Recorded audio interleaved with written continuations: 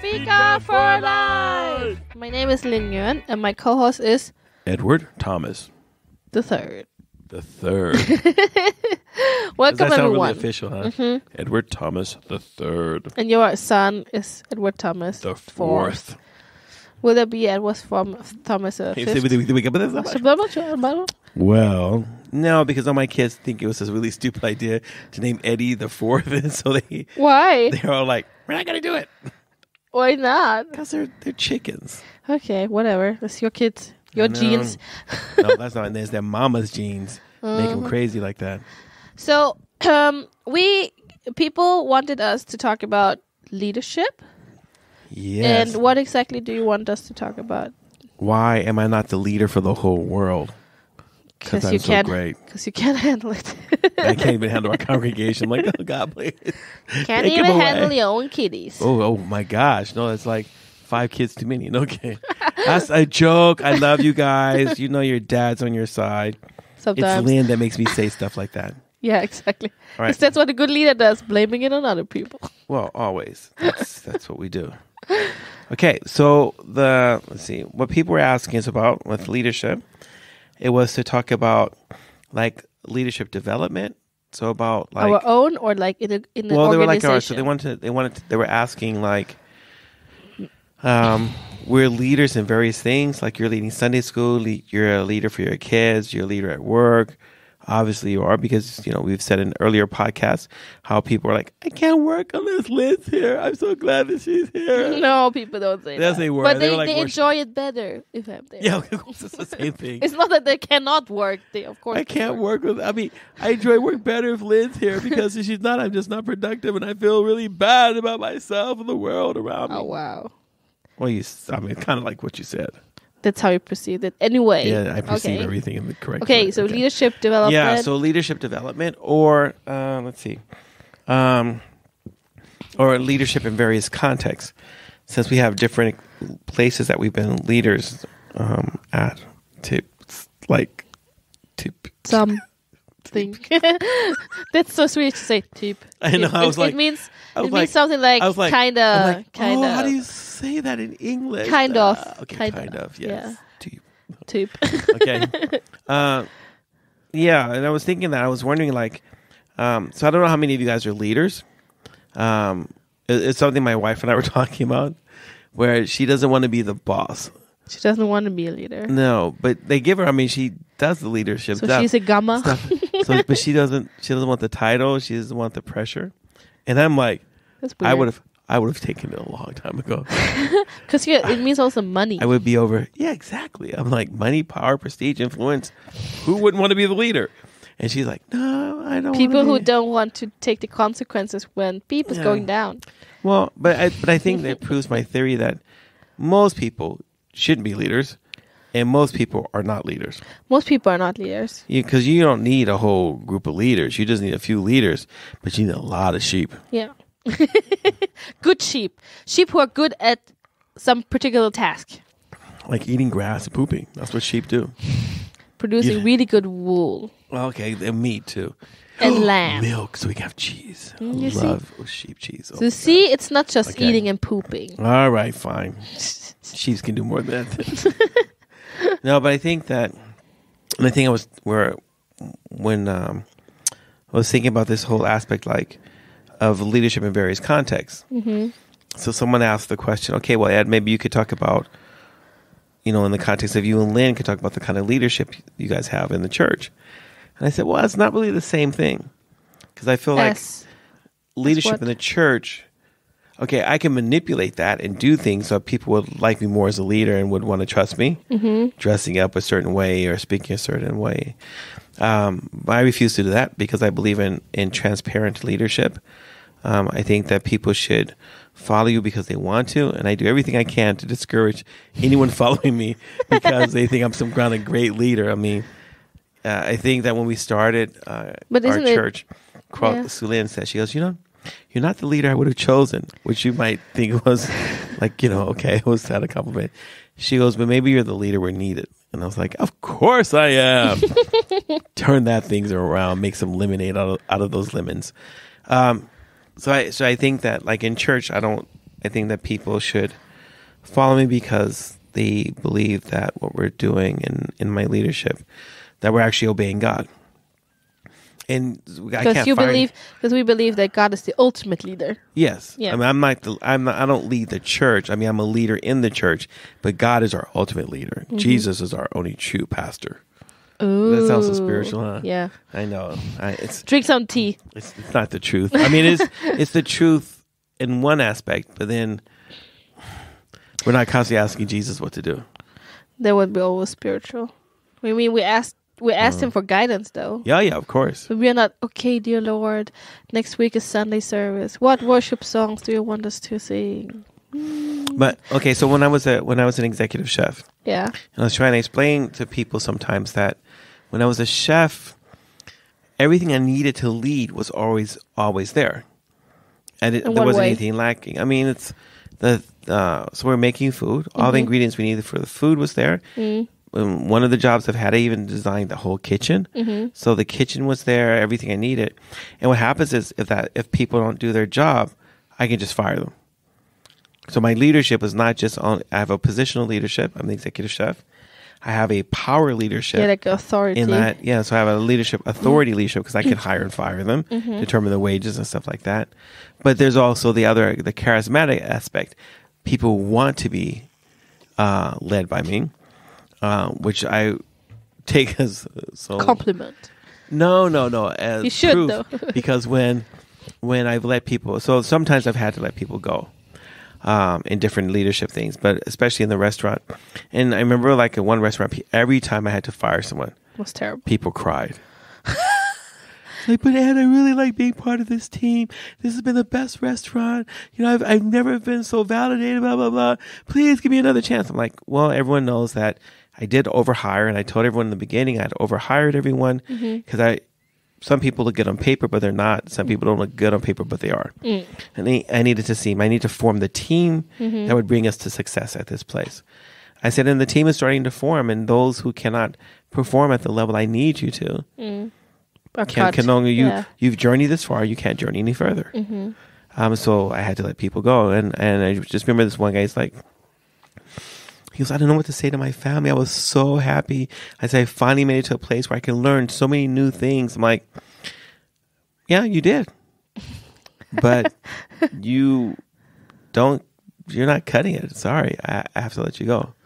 And it was not a personal thing. No, it wasn't a personal thing. And so people cried, and even though I was like, I have the authority, I have the position, it's no people fun. wanted to be on the team. Yeah. No, I don't mind firing people. So okay. it's not. I mean, it's not that I want to, but I don't have a problem with it. It's just part of the job of leadership. Yeah. That sometimes you have to make. So do the dirty work. Recently, and now this is more voluntary role. I had to let someone go. A person who was enthusiastic, always showed up on time, always was ready to get the job done. You mean a church? Yeah, this is in a church context. Okay. This is this is like last week. Okay. Maybe a month ago. and so I told the person, well, what I need from you is this. Yeah. But that's not what you're giving me. Yeah. So I'll give you time. And I wanted to see if they would like, okay, adjust. Now I know, I haven't, I don't, I've been given a new chance, grace, mercy, know. And it didn't work out. No. And so I had to, and it was actually someone else who was supposed to do it, who was more in charge. But they didn't feel really comfortable doing it. And I said, I'll do it. And it was really, but it's different when you're letting someone go who's not doing a good job. If someone is really trying and the attitude is there, they the really reliability, they're loyal and everything. And you could tell this person was like super happy for being part of the team. Oh, I'm really happy for being here. And I'm like, oh, and those are the hardest ones, I think, because I had to still crush say, well, I'm like, what I need is you can't give that. And if I keep you here, I'm sacrificing the musical quality. Oops, I just what it was. I'm sacrificing the quality of for what it is that we're supposed to do. Yeah. And that was, and even though it was hard, I still did it. Yeah. And I know that sometimes even when I was working with just a youth and people were on our team and some people wanted to be on the team, I was like, well, you don't meet the requirements. I really like you, but this is a requirement, and if you can't do it, then you're just not ready right now. So that I would say, and that is probably more characteristic of my leadership, is that I tend to form teams where people want to be on the team, and we tend to do things together. Because I believe also in team leadership. I don't believe in being the lone wolf type of leader. Yeah. So that's not a good leader at all. But a lot of people respect that, because if you're the lone wolf, you would just do it all yourself, and you never ask anyone for help. You don't train anyone. You're not preparing for the future. But sometimes people like that. They like that leader who's just out there by themselves and they're getting burnt out, and they just get a new leader who gets themselves burnt out, and another leader who gets themselves burnt out. But I refuse to be the sucker, So wow. So I think that so those were a couple of different contexts, and I think that people follow me because they want to. No one follows me because they think I'm perfect. No one follows me because, oh, but Ed, he's got it. He's so holy. He's so holy. He's got it all together. Like, I don't know why I'm following. I just follow you because you're funny. Yes, exactly. When you stop being funny, I'm like, no. No, you're gonna follow me, whatever, down to the pit of hell. You'd be like, no. Oh, well, I followed you this long. I'll keep following you. But you know it. I'm also a leader, so I'm not. But I told you when I first met you that you had leadership potential. I don't remember as long. You don't remember ago. our first meeting? No. Well, okay, you had been going to church for a while. Yeah. And I said, I think you would be a really good leader. Like, silencing. And you're like, I know, you're like, duh, I don't remember. Did he really say that? You never remember. I don't remember things. No. I had 3 kids between you saying something to me. Oh, and wow. Now. Wow. So you have to think, where's the part of my brain before I start having kids? Yeah. I don't remember. Yeah. But I always, and that's the thing. I think, so leaders see leadership potential in other people. Mm-hmm. But they also don't see it. But they also, and then I feel like I even can see in the kids group who's the leader and who is leader potential. Your daughter. Numi's a leader. Numi's a hugger. That's how she leads. She was on the sport girl today. I'm like, girl, stop hugging her. It's like, I don't think she wants that. At the end of the church service, she says, no, I don't want to let you go. I have to ride your back. She has, oh my gosh. I'm like so manipulated by her. Then she gave me a kiss on my cheek. And I was like, oh my God. She really does love me. You don't have to go home with your mean mother and father. You can come home with me. Nah. I'll treat you just like the witch does in Hansel and Gretel. You can eat whatever you want in our house. But when in our report card, so in Germany, when you're younger, they write instead of grades, you have like a report card where they write in text what you can do and what not and stuff. Oh wow! So I remember this one thing. It was already in 1st grade where they wrote that Lynn is someone who is taking initiative. She's the one in the group who's taking initiative first and stuff like that. So you had your own sect even when you were that little? I mean, I was 7. And my teachers identified it already when I was 7. So I think it's a pretty big thing. Yeah. Yeah, I was trying to tell someone that, I mean, you can learn to be kind of a leader and take responsibility. But you can't. So it takes more energy, as John Maxwell says. If you're at level number 3 as a leader, it takes so much energy to get to level 4. He's like, it's not worth it. It's better to broaden yourself in your leadership where you're at. He goes, you'll get more done. I was like, wow, that was really But effective. can you give an example of what it means to broaden yourself at 3 instead of going for 4? So you have to realize that none of us can, who are leaders, can all lead the same thing in the same way. No. And then what happens is we're all geared, for some reason, by God to be leaders at different levels and stuff like that. So we don't, it's very difficult to be the leader for people who have more leadership potential than you. Because what happens, they get frustrated. They always feel like caged. They feel like, they know they can do more. Sometimes it's just in people's head. So you have to be able to separate true leadership from the imagined leadership. You know, the what I think I am. Yeah, the couch potato coach who thinks he can go out and train the team or even play the game himself. Bitter. And what happens is the person's just not into reality. They can't. They don't know what they're doing. But I think that if we're... Who's that? I don't know. It sounds like someone's coming in. Yeah. Hello? So, yeah, so we were just... Someone came in. It scared me because they didn't say anything. And I'm like, hello? It's a zombie. No. But I forgot what we were talking about. We were talking about being a leadership at number 3 and how you broaden yourself and not going to number 4. And people who are better leaders, or you mean leaders or higher level leaders? Higher level leaders, yeah. So, I mean, think of it like, so say like you're in an organization. So our church used to be really, really small. Mm-hmm. And what happens is like, so say if I'm good at leading only 20 people, mm-hmm. what happens is that when it comes to 25 or 30 people, I'll just flounder. Done. Yeah, you're done. I won't. And it would be better actually to create more groups of 20 people. Mm-hmm. And I would be like phenomenal at that level if that was my potential than trying to lead at 30.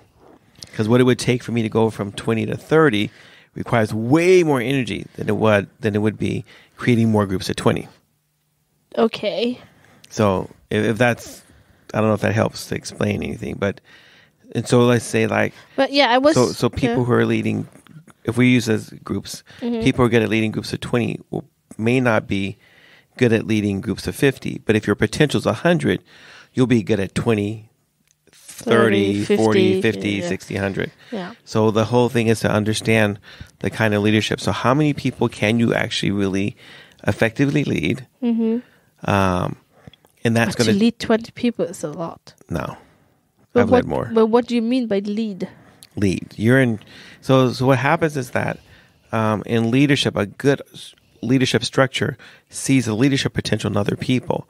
And what happens is you have to be good at delegating. Mm-hmm. So the more people you lead, the more you have to delegate. The more you have to have other people around you who also can take on. But then you make a small hierarchy then. Yeah. More pyramid. Yeah. Okay. Yeah. Pyramid scheme. Well, you know, we get money. Until we fund our ministry here. If you want to bring more people in, you pay your fund. We make sure you get a cut too. No. Oh wow. But can you tell me how it developed from cross culture? I mean, I have not been. That's our church. Mm-hmm. I've not been there from the very beginning. Yeah. But I don't really remember too much on how we developed. Okay, so if you look at the growth that we've had over the last year, mm-hmm. Before the pandemic, we've always been around 20 people or so, mm-hmm, mm-hmm. But I've never been able to work very many hours, or like 25 hours a week or something. So almost a little bit more than half time, mm-hmm. Depending upon what job I have, how far away it is, and everything. But in the last year, I've been able to give more time to cross culture, mm-hmm. and what we've seen is that God has allowed a lot of growth to happen. Mm-hmm. In that growth period, how many different things have happened now? Well, we've had home groups. Mm-hmm. We didn't have those before. We started a gospel choir. So actually, the amount of people we're leading right now is way bigger. More than we ever had. Yeah. And we're actually able to lead those people, and they do stuff. What's going to be the challenge, though, is I believe that trying to get to the 100. In order to get to 100 people, that means that the one thing that stops us is having dedicated, committed leaders mm-hmm. who you can sort of... so I guess with me being the main leader would mean that creating these different frames that are big enough to allow every leader to maximize their leadership within that frame. And then all the frames have to fit together for the large picture. So let's think. So right now you're, I think I wrote to the board once that I see us potentially having to start to develop Sunday school, where we're going to have several groups. But I'm mm-hmm. thinking age-wise mm-hmm. that we have to divide age-wise. Without ever talking to you about it, mm-hmm. you've already seen that potential to do that. Mm-hmm. So I could see that coming in the future.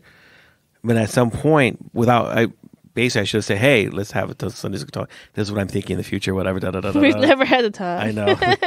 But and I think that's one thing that hurts us. If I was able to work 100% only in cross culture and didn't have any need to work anywhere else, then there's a way to invest in the lives and create other leaders, train them, say, okay, listen, this is the area you're supposed to do. Here's your responsibilities.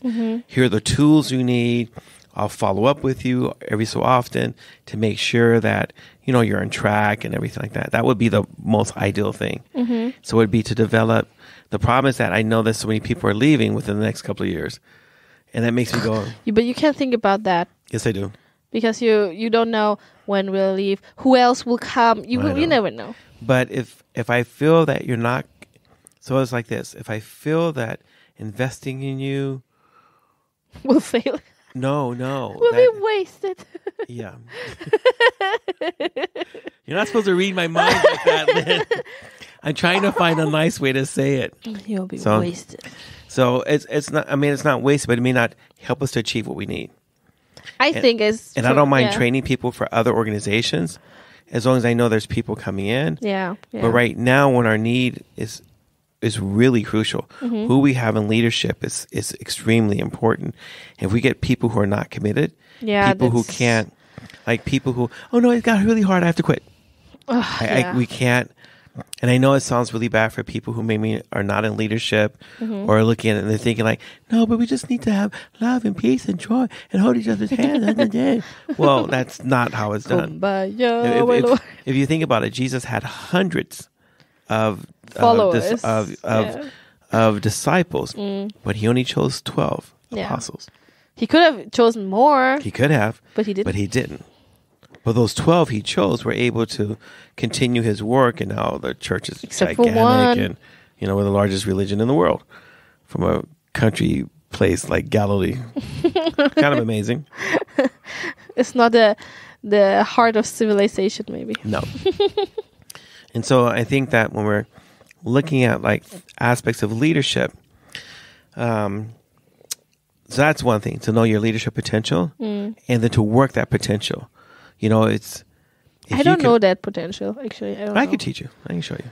I don't know. So I think, now that you're a mom, I think that, it makes you kind of sucky in the brain. Whoa, I don't want to say that. But no, but I think that because you're so into taking care of your kids and providing for them, so it's going to be harder for you to see your leadership potential because the time that you have to lead is always going to be limited because you have responsibility to your family. Yeah. But you lead your kids. Yeah. And you have, well, because we talked about it, and you have specific things that you want to invest into your children. You don't just go, just do whatever you want, grow any way you want to. It's okay. You're on your own. Knowing me, we got into this routine that she has to practice German every single day. Wow. And today was like, I think I was on the way home. Like, but we didn't practice German and we have to do it. And she's like, yeah, I was thinking about that. Wow. She's just so ingrained, like so manipulated. Excuse me, why do I need to learn German again? Could you explain that in a way I can understand? No, I wouldn't know. I'd be like, yes, Mom. I was such a goody. Such a whiz. I know. Yeah. But anyway, but if you think about it, so you took over Sunday school. And then... And passed on Women's Fellowship. But you started the Women's Fellowship. And you did. Kind of. You did. You did. Okay. And you've been leading it for a long time. And now you got other people to lead it. And you're still there. Yeah. So if something happens, they can still, hey, Len, we're not really sure about how to do it like this, whatever. Or if they're failing at it, then you can step in and say, listen, ladies, this is slap. This is the thing. This is what's important. Yes. Stick to this. When I was working with the youth here, I counted that during the 10 years that I was working, they had over 65 leaders. That's a lot. Yeah. But are you supposed to always have different leaders? Well, yeah. So the project changes. Yeah. People come and go, especially here in a university town. Yeah. You always have a lot of students that help out, and then they move on or whatever. Sometimes some people I had to let go. We had 2 leaders that fell in love and started dating, and I was like, oh, that's okay, as long as you remember that you're a leader. So you have They could. And they just as soon as they saw each other, they would try to find a high corner they could go hide in and make out. What? I'm like, first warning, second warning. Yeah. Next time you do it, I'm going to let you go. And they did it. And I was like, this is your last day. They're like, what? I'm like, I warned you, but you can't. I'm like, oh yes, I can. I could have done it a long time ago. But I've tried to give you opportunities to understand that while you're doing this, you've taken this assignment on to be a leader. You have to be a leader, and you can't just let your private life lead everything. Yeah, I mean, this is one of those things where you take a responsibility. You need to do that, so you have to be part of the team. So some leaders were practical, so they helped with practical things. Some leaders actually helped to lead the group, so they actually interacted with the kids. Some people were administrative leadership, so that's one of the reasons we have such large teams. Sometimes is that different areas, different areas and stuff, different skills, and that's how it is in our church too. But I mean, now for me in Sunday school, I really need more leaders to help, because I told you about I want to have to split, and today it was so clear because 2 of the younger kids, they couldn't even sit at a table because they were in play mode. Yeah. So there is no way I am making one leader just drag them to the table and make them scream and cry and kick to just listen. It's like, do we need to buy chains? Yeah, like this restraining jackets and stuff. Oh, wow. No, so I think it's really important that we elevate the older kids so they can actually get something out of this. And for that, we need leaders. Right. So that means you're able to see the picture. Yeah. You see that, really clear. As we grow, and this is the key, leaders who can't continue to grow and develop with the growth of their organization either find themselves stuck in a place, and they have to be okay with that, or they leave and they go to another organization that's on closer. Their level. Yeah, exactly. Yeah. And that's okay, and you have to be okay with that as a leader, knowing that that's going to happen. You're going to lose people along the way. But I think that what was I going to say? You have, even in a voluntary organization like a church, the rules of leadership still apply. It's just that you don't have any leverage. Yeah, I think that's really difficult because people can just say yes or no, show up or not show up, and not much can happen except for them maybe being banned for taking that role. Right. And that's maybe not even a punishment for them. No, they're like, yes, finally. They're like, oh, who cares? Stop asking me. Oh, praise the Lord. I'll give my tithe now. So today I was like, I talked to one of the people who I gave women's fellowship to, and I said, like, the worst for me is people who are not keeping their word when they say I'll show up and they don't. Yeah.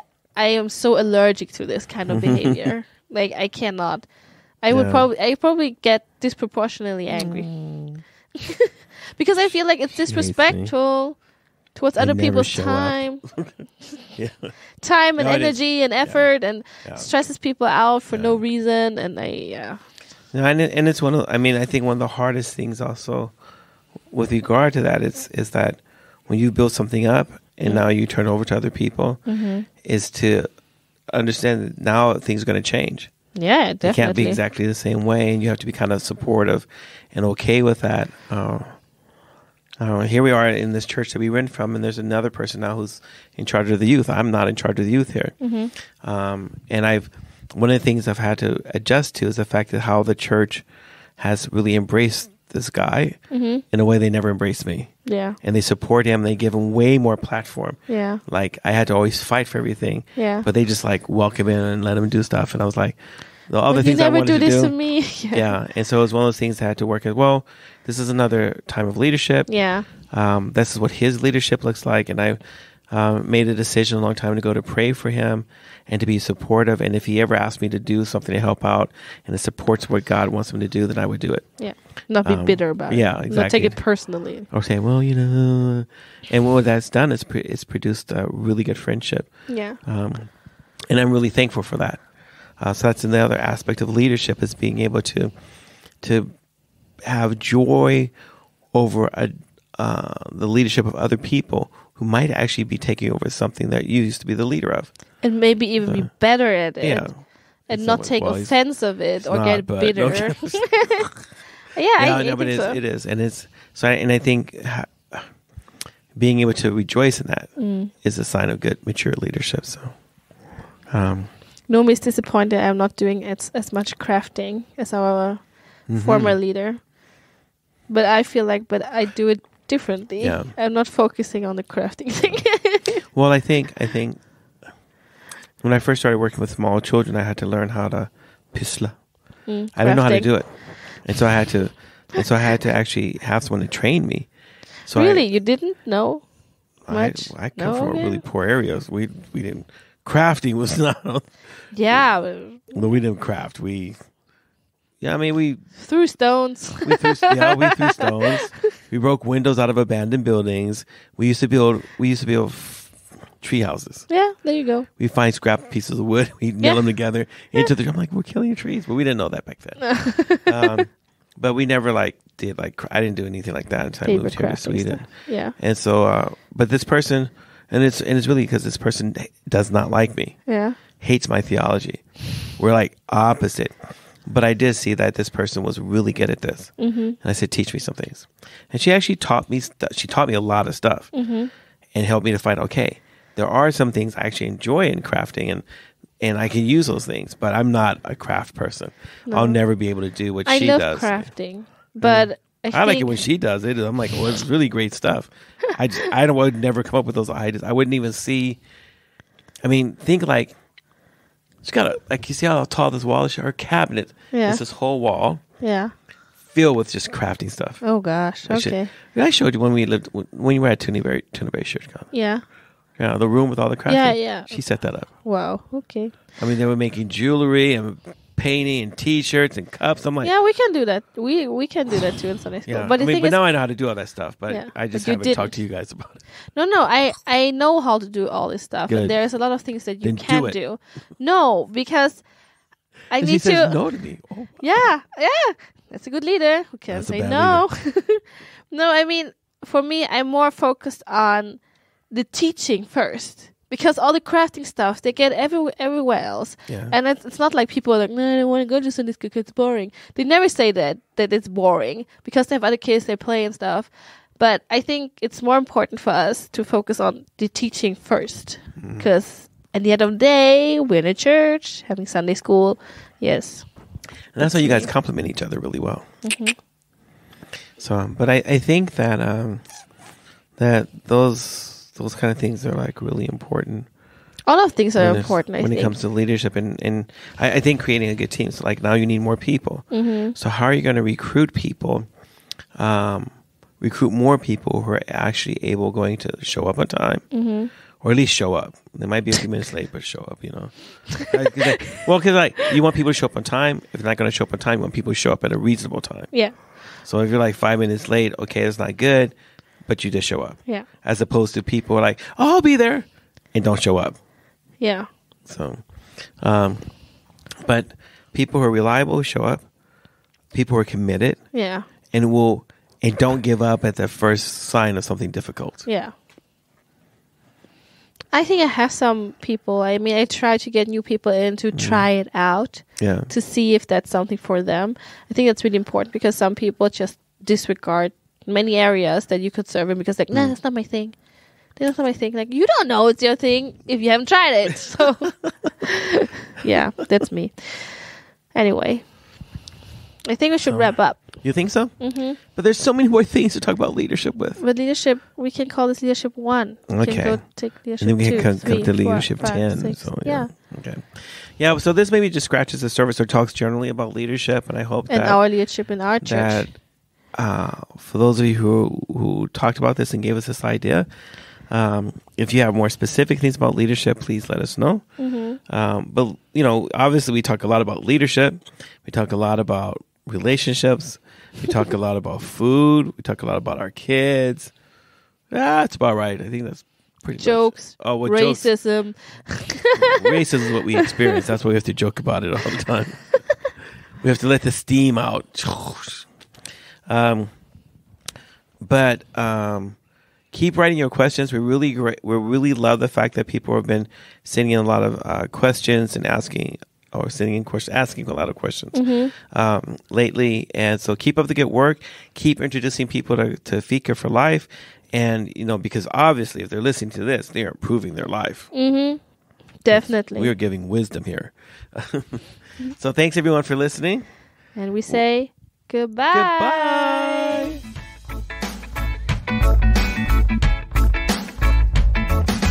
Thank you for listening. If you have any comments or ideas, please send us a message to fikaforlife@mail.com. Fika, F-I-K-A. This was the Fika for Life podcast with Linh and Ed Thomas, and we hope to hear you again.